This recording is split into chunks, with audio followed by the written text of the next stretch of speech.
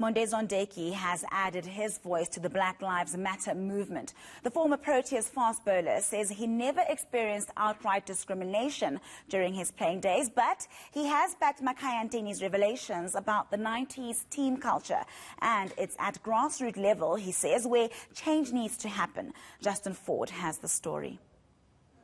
Monde Zondeki says he walked into a different team culture to that experienced by Makhaya Ntini. While he never experienced blatant racism, the former Proteas fast bowler does, however, feel it was done in a subliminal way. It was through selection, as I said, especially internationally, where I've had conversations with coaches where certainly felt like it was because of my race that they said certain things to me. The one time I was man of the match against Zimbabwe, and Ashford scored 100. We were the two top performers in the test match. And then 3 weeks later, we go to the West Indies and we both on the bench for the first test. Things like that, where you can't say, that's obviously racism, but you start to think, well, why am I on the bench when I was man of the match just a couple of days ago? There was no platform for players like Zondeki to voice their opinions on such matters. That's the frustrations, right? Because who do you go to? And obviously, if you go up against the powers that be, it's going to seem like you're the rebel and you're the one guy who's causing trouble. I used to speak to Makhaya a lot about those things. We used to speak to each other. Who else do you go to, really? Zondeki feels integration in the game needs to be taken seriously at grassroots level. This will flood the sport with talented players and remove the need for quotas at franchises. The guys that I've spoken to, certainly it's about the future more than it is about the past.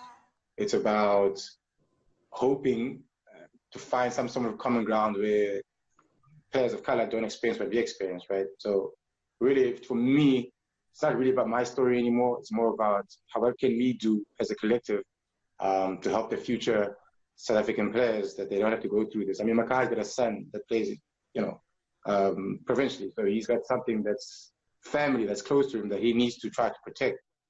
The 38-year-old played 6 tests, 13 ODIs and 1 T20 for the Proteas. He says there were good times as well during his time with the national team.